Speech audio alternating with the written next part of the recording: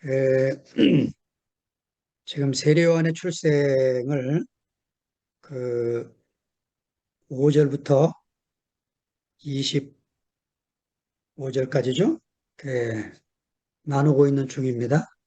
뒷부분에 21절부터 25절을 못 나눠서 오늘 나누기 전에 서론 부분을 좀 같이 나누려고 합니다. 어, 우리 홍순희 자매님이 5절부터 25절을 한번 쭉 다시 읽어주시기 바랍니다. 네, 개역 개정입니다. 네. 누가복음 1장 5절 말씀부터 25절까지 제가 봉독해 드리겠습니다. 유대왕 헤롯 때에 아비야 반열에 제사장 한 사람이 있었으니 이름은 사가랴요 그의 아내는 아론의 자손이니 이름은 엘리사벳이라. 이 두 사람이 하나님 앞에 의인이니 주의 모든 계명과 규례대로 흠이 없이 행하더라. 엘리사벳이 잉태를 못함으로 그들에게 자식이 없고 두 사람이 나이가 많더라.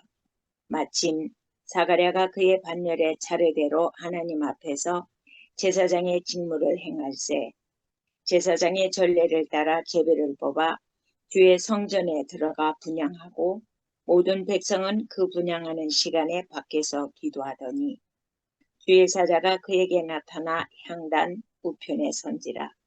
사가랴가 보고 놀라우며 무서워하니 천사가 그에게 이르되 사가랴여 무서워하지 말라. 너의 간구함이 들린지라. 네 아내 엘리사벳이 네게 아들을 낳아주리니 그 이름을 요한이라 하라. 너도 기뻐하고 즐거워할 것이요 많은 사람도 그의 태어남을 기뻐하리니 이는 그가 주 앞에 큰 자가 되며 포도주나 독한 술을 마시지 아니하며 모태로부터 성령의 충만함을 받아 이스라엘 자손을 주 곧 그들의 하나님께로 많이 돌아오게 하겠습니다. 그가 또 엘리야의 심령과 능력으로 주 앞에 먼저 와서 아버지의 마음을 자식에게 거스르는 자를 의인의 슬기에 돌아오게 하고 주를 위하여 세운 백성을 준비하리라.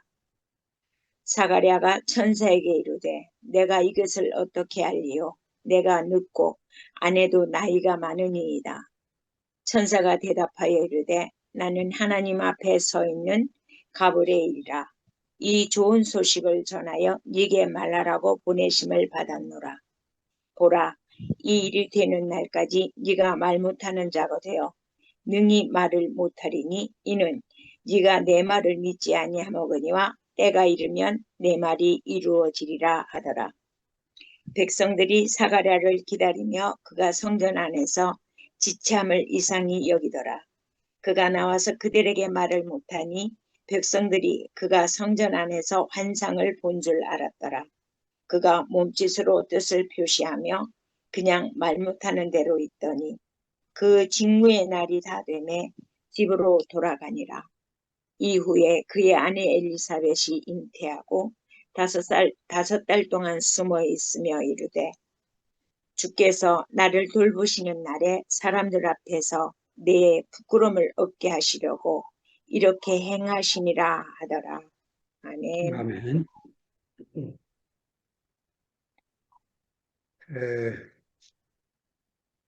마가, 마태, 사도 요한까지 복음서 저자들이 세속 역사에 대해서 복음서를 쓰면서 전혀 연결짓지 않았어요. 근데 이상하게 누가만 그 예수의 이야기를 쓰기 전부터 세례 요한의 출생 이야기까지를 세속 역사와 연결시키고 있는 아주 생소한 장면이 누가복음에 나오고 있습니다. 시작을 이렇게 하죠. 우리 중에 이루어진 사실에 대하여. 이거 꾸며낸 게 아니라는 거죠. 누가 만들어낸 이야기가 아니고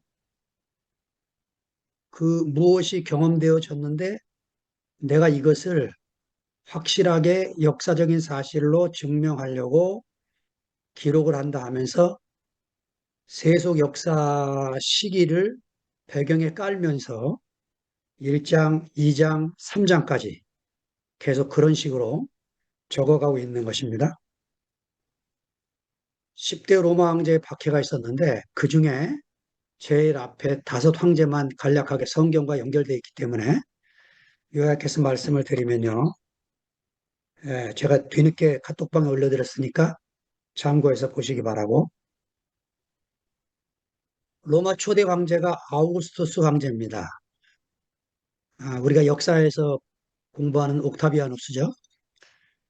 예, 이, 이 사람이 성경에 왜 중요하냐면 누가복음 1장 5절에 보면 유대왕 헤롯 때 이렇게 기록이 되어 있는 거예요. 이 헤롯을 유대인의 왕으로 세운 게 아니고 인정한 사람입니다. 그러니까 헤롯은 그 전에도 10년 동안을 팔레스타인 땅 유대의 왕으로 군림하고 있었는데 로마 황제 초대 황제가 나타나니까 예, 보따리에 쌓았고 아예 그냥 1달 가까이를 로마에 머물면서 황제의 마음을 사기 위해서 얼마나 노력을 했는지 예, 황제가 이제 그를 인정해서 유대인의 왕으로 인정을 했습니다. 그래서 그 아우구스투스 황제는 BC 주전 27년부터 AD 14년 거의 40년이 넘죠. 40년이 넘도록 통치하는 그런 중에 헤롯도 BC 37년부터 AD 4년까지 거의 40년 가까이 겹치는 그 왕의 시기를 가지고 있는 그런 통치자로 기록이 되어 있습니다.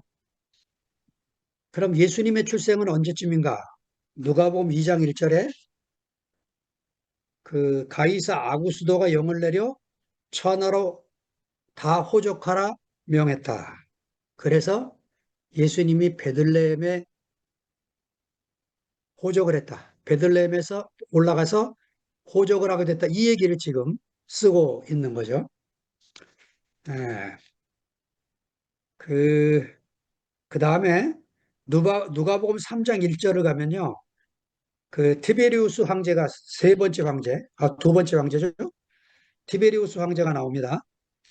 디베료 가이사.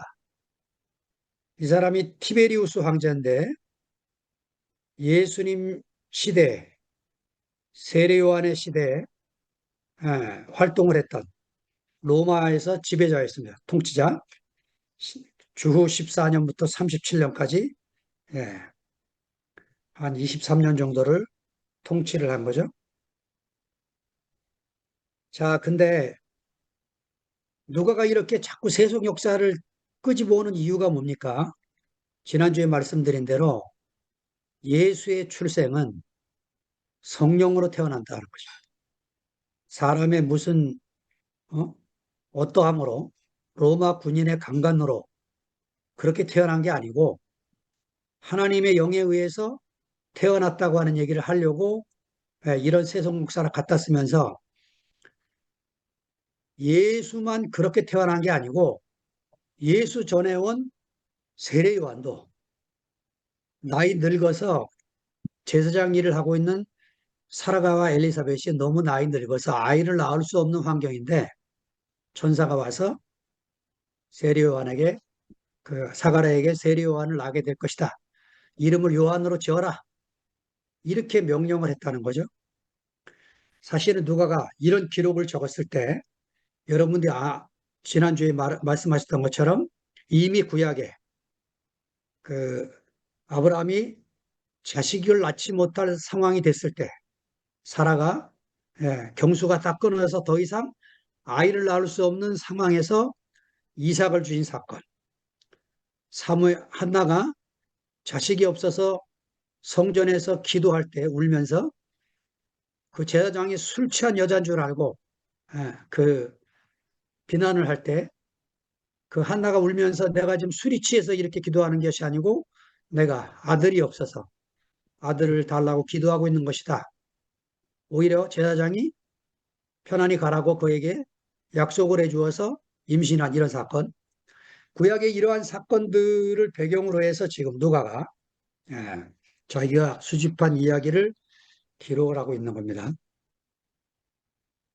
세 번째 칼리큘라는 성경에 안 나와요. 로마 역사에서 이 사람만큼 그 잔인하고 로마시 전체를 활락가로 만들고 아주 끔찍한 그런 사람인데 사실은 고대 그 황제 아우구스투스나 2대 황제 티베리우스 시절에는 아직 예수님이 활동하고 있던 시절이기 때문에 예, 주목받지 못하고 로마에서까지 주목하지 않았던 사건이었죠. 근데 칼리큘라 시절에는 문제가 됐습니다. 왜냐하면 황제 숭배를 강요하기 시작을 한 거예요. 로마의 원래 정책은 종교는 자유를 줬습니다.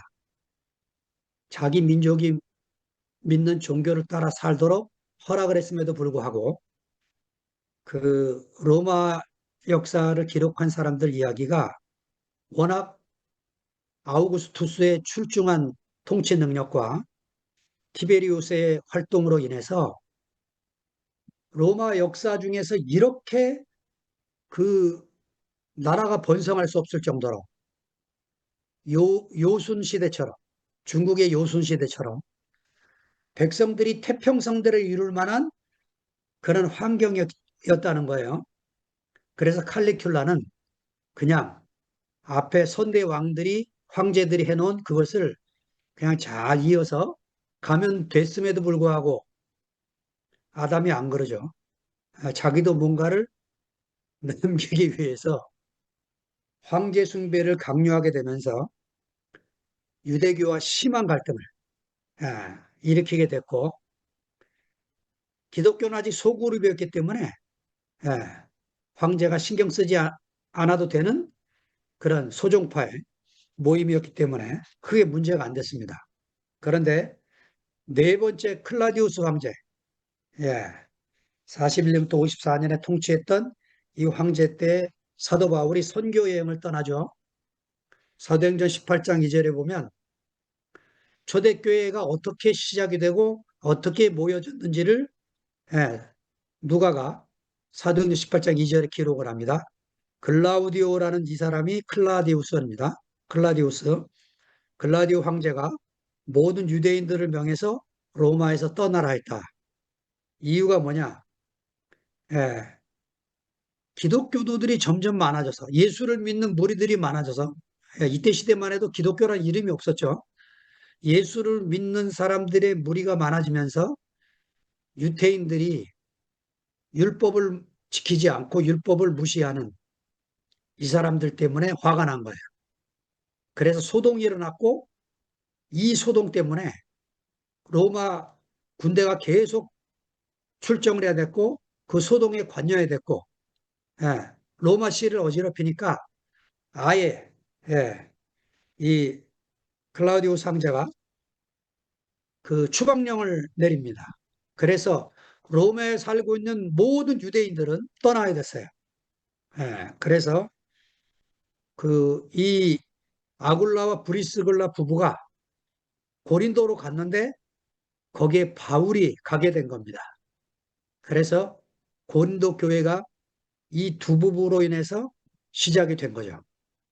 이렇게 그 초대교회 사정을 보면 그 뭐 사람이 많이 모인 것도 아니고 지금 2PM 수준만 해도 굉장히 많이 모인 겁니다. 그렇게 우리 홍성교회 수준 한 10여 명 이렇게 모여서 예배하고 교제하고 떡을 나누고 이러면서 모임을 가졌던 사정을 우리가 이제 알게 되는 거죠. 이 클라디우스 황제부터 그 예수를 믿는 그리스도인 무리들이 문제가 되기 시작을 했어요. 그래서 이때부터 핍박이 시작이 돼서 제일 극에 달했던 게 이제 네로 황제 때인데요. 이 네로 황제 때부터 조직적인 핍박이 시작이 됩니다. 그래서 숨어서 모였던 그리스도인들이 무리들을 찾아다니면서 색출해내고 십자가에 매달아 죽이고, 십자가에 매달아 죽인 것만도 부족해서 가로등으로 써요. 거기 매달아 놓고 아예 불을 붙여서 가로등으로 쓰고, 예, 그 헤롯이 그 아우구스투스 황제의 마음을 사기 위해서 그 지었던 수많은 원형 경기장이 있죠. 거기서 이제 로마에서부터 시작해서 이제 이런 악한 통치자들이 나타나서 사자를 풀어서, 이게 그 시대의 스포츠입니다. 저는 지금도 이 격투기를 보면 심장이 떨리는데, 그때 뭐 심장 떨리는 수준이 아니겠죠. 심약한 사람들이 볼 수가 없는 그런 굶주린 사자를 풀어서 그리스도인들을 그 속에 집어넣어서 끔찍하게 사자 입에 찢어 죽게 되는 그런 끔찍한 일이 벌어지게 되고, 아마 이 네로 시대에 사도 바울이나 베드로나 많은 사도들이 이때 죽임을 당했다는 것이요. 이런 시대, 이런 시대에 지금 그 누가가 그 예수의 이야기를 쓰기 전에 세례 요한의 이야기를 쓰면서 예, 사가라가 성소에서 기도하는 중에 하나님, 이 백성을 보살펴 주십시오. 억압당하는 이 백성들이 자유롭게 하나님을 믿으며 살 수 있게 해주십시오. 해방을 주십시오. 메시아를 보내주옵소서. 이렇게 기도하면서 또 한 가지 기도, 예, 우리가 무자하오니 아내도 저도 이제 자식을 낳을 기력이 없는데 하나님이 자녀를 허락해 달라고 기도하게 된 거죠. 네. 기도하게 됐는데 천사가 나타났습니다. 사실은 우리 문화권에서는 천사가 없죠. 천사의 활동이 우리 문화권 안에서 뭐 내려오는 이야기 거의 없습니다. 우리는 다른 문화를 갖고 있어요. 근데 유대 문화에는 이런 천사의 활동이 구약에서부터 계속 이어져 오고 있는 것입니다. 그러니까 인도의 겐지즈강을 중심으로 한 사회에서는 불교가 나오는 거예요. 그리고 요단강을 중심으로 한 사회에서는 예, 이 그리스도, 예수의 이야기가 나오게 되는 거죠. 석가모니는 절대로, 그 석가모니 같은 사람은 절대로 요단강에서 나올 수가 없습니다. 그리고 겐지지강에서는 절대로 예수 같은 인물이 나올 수가 없는 거죠. 각자 다른 문화권과 다른 환경에서 그들의 전통 안에서 석가모니도 힌두교를 개혁할 필요가 있다고 생각이 들었고, 예수님도 유대 전통 안에 묶여 있는 하나님, 갇혀 있는 하나님, 이 하나님을 이방인을 위한 하나님까지도 모든 만백성의 하나님을 확장시키기 위해서 자기가 십자가에 죽게 된 거죠. 자, 천사가 이야기를 해서 내가 너에게 좋은 소식을 전하라고 왔는데 네가 아들이 있을 거다. 그랬더니 사가라가 대답을 하기를, 내가 어떻게 이걸 알 수 있겠습니까? 저도 늙었고 아내도 늙었습니다. 이 대답, 이 불순종의 대답, 이 믿음 없는 대답이 천사에게 벙어리가 되게 하는 천사의 말을 듣고 그날부터 사가랴가 벙어리가 됩니다. 자, 21절부터 25절을 우리 웅선이 자매님이 읽겠습니다. 백성들이 샤가라를 기다리며 그가 성전 안에서 지체함을 이상히 여기더라. 그가 나와서 그들에게 말을 못하니 백성들이 그가 성전 안에서 환상을 본 줄 알았더라. 그가 몸짓으로 뜻을 표시하며 그냥 말 못하는 대로 있더니 그 직무의 날이 다 되매 집으로 돌아가니라. 이후에 그의 아내 엘리사벳이 잉태하고 5달 동안 숨어 있으며 이르되 주께서 나를 돌보시는 날에 사람들 앞에서 내 부끄러움을 없게 하시려고 이렇게 행하시니라 하더라. 아멘. 아멘. 그 제사장은 안에서 그 제사를 드리면서 하나님이 자기에게 하시는 말씀을 받아서 바깥에서 기다리는 백성들에게 전해주거나 아니면 하나님 말씀이 없으시면 모세가 이스라엘 백성들을 축복했던 그 축복의 말씀을 그들에게 전하도록 그렇게 되어 있었던 거죠. 근데 사가랴가 나오면 그 백성들이 어떤 축복을 기다리고 있었냐? 민수기 6장 24절부터 26절 말씀입니다. 여호와는 내게 복을 주시고 너를 지키시기를 원하며 여호와는 그 얼굴로 내게 비치사 은혜 베푸시기를 원하며 여호와는 그 얼굴을 내게로 향하여 드사 평강 주시기를 원하노라. 이게 제사를 드리러 갔던 제사장들이 나와서 기다리는 이스라엘 백성들에게 축복을 해줘야 되는 내용인 것입니다. 어, 우리가 복된 인생이 되려면 복이 흐르는 곳에서 살아야 돼요. 복이 없으면 내 인생에도 복이 없습니다. 하나님의 복이 흐르는 곳에 살아야 내 인생에도 복이 되는 거죠. 제가 26살에 목사 안수 받고 나이답지 않게 주례를 30살부터 쓰기 시작했는데 이 교회를 와서 주례를 쓰게 된 경험이 일산에서 있었어요. 그 어느 형님이 서울교회 형님이 찾아와서 내가 교돌인데 유명한 아는 목사들만 막 수도 없이 많다. 주례 부탁하면 너도라도 해주겠다고 할 거다. 근데 내가 이 교회에서 생활해 보니까 복 있는 분이 우리 자녀를 축복을 해야 그게 복이 되지. 복이 없는 분이 축복하면 그게 복이 되겠나 하는 생각이 들어서 저에게 찾아왔다는 거예요. 근데 저는 뭐 일산에서 젊은 형제들하고 그 좁은 집에서 헤매고 사는 동안에 무슨 제가 복이 있는지 없는지도 모르고 사는 사람인데 그 형님이 오히려 저에게 축복을 해주셨기 때문에 제 평생에 그 한강 그, 그 배, 한강에 띄어진 배 안에서 결혼식을 하는 거기서 멋진 예, 주례를 한 경험이 있습니다. 지금 돌이켜보면 그렇죠. 예, 인생의 복이 무엇인지를 알아갈수록 정말 우리가 이 생명이 흐르는 곳에 이렇게 살게 된 것이 얼마나 놀라운 일인지 모르겠습니다. 예, 백성들이 사가랴를 기다리고 있는데 민수기 축복은커녕 하나님 말씀을 뭐를 받은 것 같긴 해요. 왜냐하면 말을 못하고 막 이상한 손짓을 하니까. 뭐 하나님을 만난 것 같은데 덩어리로 말을 못하니까 뭔가 있긴 있었구나 하고 그냥 흩어지게 된 거죠. 예. 그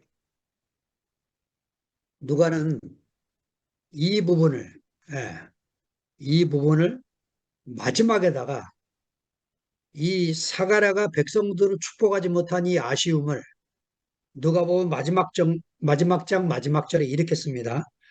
예수께서 저희를 데리고 베다니 앞까지 나가사 손을 들어 저희에게 축복하시다니. 예수님이 축복하시는 것이 누가복음의 마지막에 기록이 되어 있습니다. 자, 그러니까 그 아무것도 아닌 저 같은 형제도 예, 하여튼 하나님이 이렇게 쓰시겠다고 자꾸 이렇게 화요일날 꿇어 앉히니까 제가 이제 어쩔 수 없이 이렇게 해나가고 있지만 정말 간절히 기도하는 것은 하나님이 제게 복을 주셔서 여러분에게도 그 복이 흘러가기를 간절히 기도하는 마음으로 이렇게 또 앉아있게 됐습니다. 예. 자, 그 다음에 엘리사벳이 수태하고 5달 동안 숨어 있었다. 사과라는 말을 못하고 엘리사벳은 숨어 있어야 됩니다. 왜냐? 지금 그 세리요한의 출생은 어떤 사내 아이가 태어나는 이런 수준이 아니고 하나님이 메시아를 보내기 위한 그리스도를 보내기 위한 통로의 과정으로 부름을 받은 아이라는 거죠. 놀라운 일 아니겠습니까?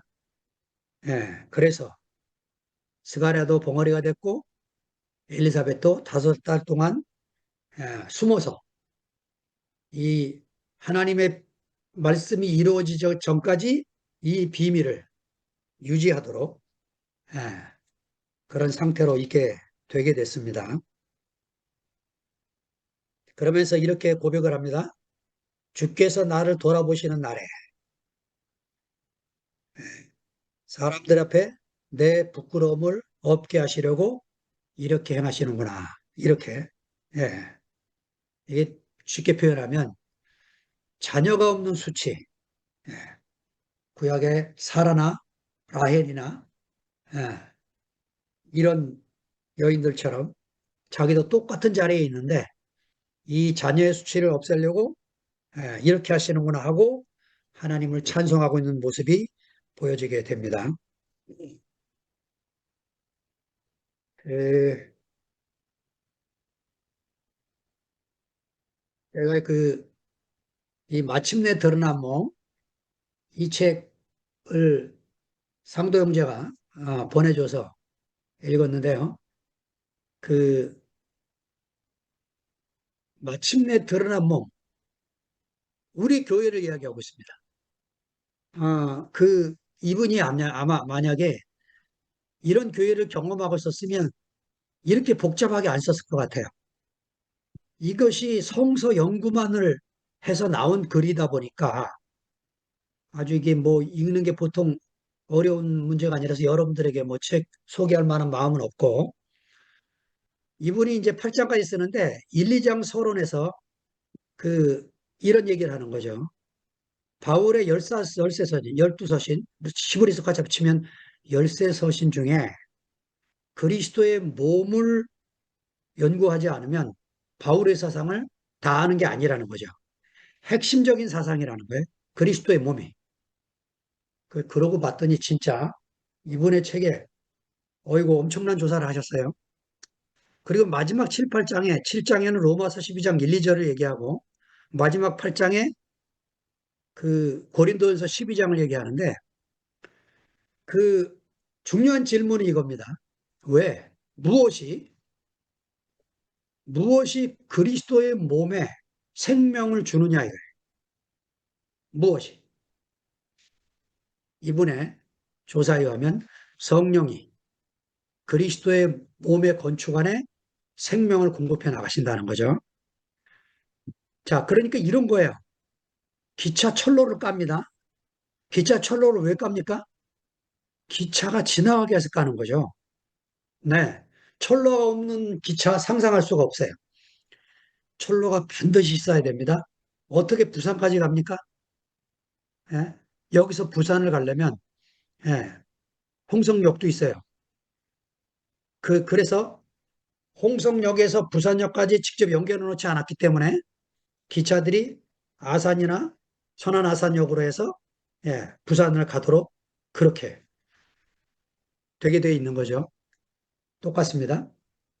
우리가 왜 하나님은 우리를 그리스도 안에서 몸으로 연결하시기를 원하십니까? 생명 주는 영이 우리 안에서 흘러야 되기 때문에 이 생명 주는 영의 공급하심을 위해서 몸 안의 건축이 시작이 되는 거죠. 예, 그, 제, 동료 목사님이 미국으로 가면서 그런 얘기를 하더라고. 이분이 강남에서 그 목회를 시작을 하고 한 20년 동안 성경 공부를 열심히 가르쳤어요. 근데 무슨 문제가 생겼냐? 한 20년 성경을 가르쳤더니 나중에 성경으로 목사를 판단하더래. 성경으로 목사를 찌르더래.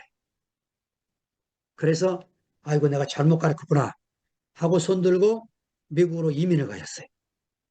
그러니까 성경이 생명이 돼야 되는데 성경이 지식이 되면 판단이 나오는 거죠.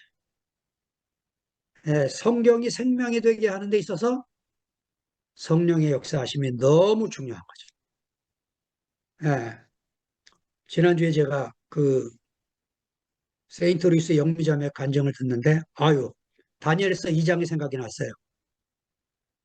영미자매가 영시형님을 향해서 온몸을 던져갖고 예? 그 뜨인 돌 하나를 떠냈어. 그리고 거기 자기가 그, 그 다른 자리로 가는 것을 제가 보게 됐어요. 아이고 널 얼마나 감사한지.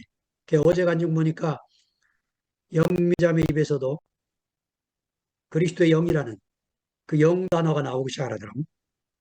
그러니까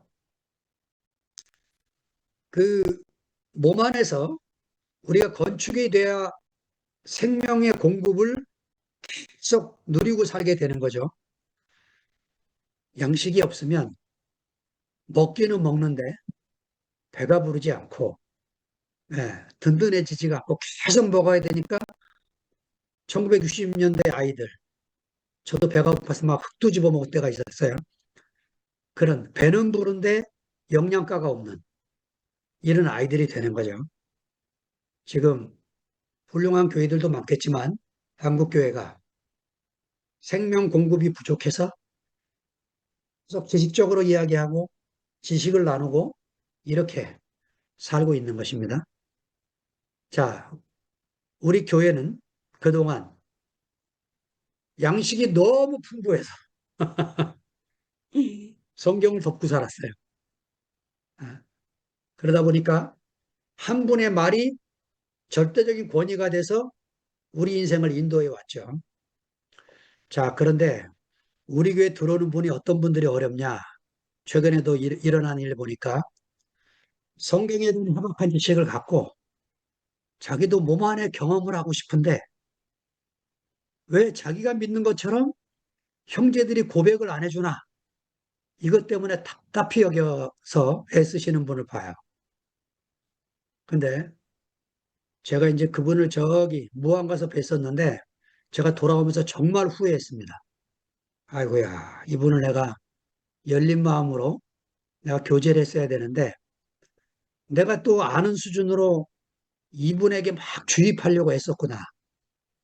돌아와서 후회를 했습니다. 아니나 다를까? 저희 모임에서 그동안 안 보이더니 카톡방에 다시 들어와서 제가 아이고 감사했어요. 야 역시 대인이시다. 나보다 훨씬 그릇이 큰 분이구나. 이분의 가난함을 내가 측량할 수가 없구나 하는 마음이 들었어요. 그러니까 그 이분이 그런 얘기를 하세요. 자기가 워치만리 그룹 안에서 20년 동안을 교제를 했는데 몸의 건축을 만질 수가 없었다는 거예요. 그래서 온 거예요. 근데 우리가 그 몸을 설명하려고 하니까 이게 안 되는 거죠. 몸을 보여줘도 되는 건데.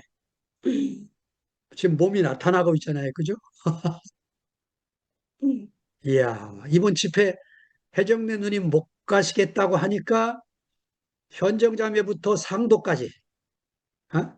나라도 가서 모시고 오겠다. 이게 웬일입니까 도대체? 어? 그냥 그 몸 안에 지체 하나가 오고 싶은데 환경적인 이유 때문에 참여할 수 없다는 그 가난한 마음이 만져지니까 자기 몸을 던져서 모시고 오겠다는 거 아니에요? 뭐, 참, 이 놀라운 관계, 어? 어디서 이런 광경을 우리가 보고 누리고 즐거워하겠습니까? 제가 여기 홍성에서 분당 병원을 가려면 2시간 반이 걸려요. 아침에 일찍 이제 출발을 해서 미금역 근처 가니까 이제 밀리기 시작을 하는데 제가 아주 재밌는 광경을 봤어요. 까마귀들, 홍성 까마귀는 오수산에 사는데 그 오자가 거물 오자예요. 까마귀가 많다고?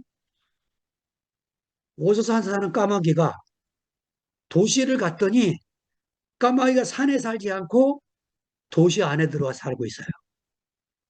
왠지 아세요? 도시 안에 먹을 게 너무 많은 거야.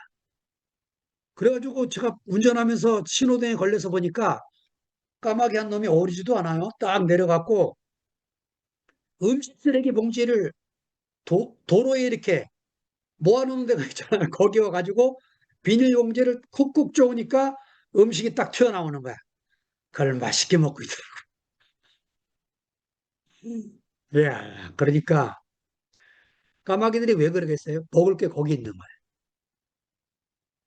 우리가 이 좁은 요 화면을 보고 왜 이러고 앉아 있습니까? 여기서 형제들이 내놓는 양식이 흐르는 거죠. 참, 우리 오늘 그, 누구야, 모으면 못 들어온다고 얘기한 지영이? 어, 우리 지영이, 제가 상처받을까봐 이렇게 글을 쓰고 나갔어요. 삼촌이, 뭐, 어려워서 내가 말씀을 못 들은 게 아니고, 내가 피곤해서 못 듣는 거로 알아주시기 바랍니다. 상처받지 않게 함께 하려고 하는 우리 지영이. 얼마나 생명이 성숙한 자매인지 몰라요. 저도 정말 지영이한테 미안한 게 순태경님 지난주 간증에 지영이가 그러더라고. 순태고 삼촌 말씀을 들으면 슈크림 빵처럼 너무 맛있대. 아이고야. 제가 그 간증 들으면서 나도 언제 그 슈크림 빵처럼 그렇게 먹기 좋은 양식을 우리 지영이에게 주어서 우리 지영이 입에서 저런 말이 나오게 될까. 딱딱한 빵을 먹이니까 우리 지영이가 힘들어하는구나 하는 생각은 가지지만 뭐 어쩔 수 없네요. 저는 또 저대로 이렇게 갈 수밖에 없고, 예, 음, 그 세례요한이 먼저 와서 종교혁명을 먼저 일으켰어요. 그게 뭐냐? 죄사함을 받으려면 성전으로 가야 됩니다. 아무 때나 가면 안 돼. 성전을 가야 되는데 여러분 예루살렘 성전을 가려면 갈릴리나 이 촌 사람들이 어떻게 가요? 마음 먹고 가야 돼. 세례 요한이 와서 죄사함을 받는 세례를 베푸는데 한 번만 받으면 돼. 한 번만. 강물에 와서 물에 담가서 끄집어내면 죄가 다 사해지는 거예요. 얼마나 혁명적인 방법이겠어요? 예. 예수님이 오시기 전에 이 사람이 필요했던 거예요. 성전 제사로 죄사함이 되는 게 아니고 물속에 들어갔다 나오면 죄사함이 되는 거예요. 그런데 예수님이 오셔서 그 철로 위에다가 생명을 흘려보내는 거죠. 안 그러면 히브리서의 9장에 말씀하신 것처럼 예수님이 매일 죽으셔야 돼. 예. 단번에 죽으심으로, 단번에 죽으심으로 저와 여러분의 모든 죄뿐만 아니고 이 지구상에 왔던 하나님과 인간 사이의 담을 치게 만들었던 죄의 근원, 동산에서 벌어졌던 그 문제, 그거를 깔끔히 처리하셔서 예, 구약에 그렇게 한탄하시던 하나님의 음성이 신약에 단 한 구절도 없어요. 하나님이 딱 두 번 나타나시는데 한 번은 예수님이 침례받을 때 나타나시고 또 한 번은 변화산에서 하나님이 나타나시는데 내용은 똑같습니다. 이는 내 사랑하는 아들이요 내 기뻐하는 자다. 변화산에서는 한마디 더 붙입니다. 너희는 저희 말을 들으라. 모세의 말도 아니고 엘리야의 말도 아니고 저희 말을 들으라. 이렇게 말씀하시는 거죠. 그렇습니다. 하나님이 우리를 부르셔서 우리가 뭐 가진 게 뭐 있어요? 아무것도 없지. 십자가에 죽고 부활하신 그 예수로 인해서 우리가 몸이 건축되는 교회를 봤고 그거를 만지고 경험을 해서 저같이 대구에서 거리가 멀리 떨어져 있지만 이 홍성에도 예, 어린아이 3명과 다 합쳐야 12명이 되는 이 작은 소그룹이지만 이 안에서 하나님의 생명 공급을 가져다주는 성령의 운행을 보고 만지고 사는 그런 모임이 됐습니다. 최근에 오신 한 달밖에 안 된 자매님이 하시는 말이에요. 자기가 대구에서 구원파 교회를 4년을 다녔대요. 시어머니 따라서. 4년을 다녔는데 무슨 말을 하는지 도대체 모르겠더라는 거예요. 4년 동안. 근데 제일 힘든 거는 거기는 무슨 구역 모임이나 무슨 모임을 하는 모양인데 간증을 꼭 시킨대요, 우리처럼. 자유롭게 간증을 시켜놔. 꼭 간증을 아주 죽을 맛이었대, 그게. 근데 신기하죠? 여기를, 대구를 왔는데 그 코로나 때 자기 둘째 딸이 죽었어요, 대학생이.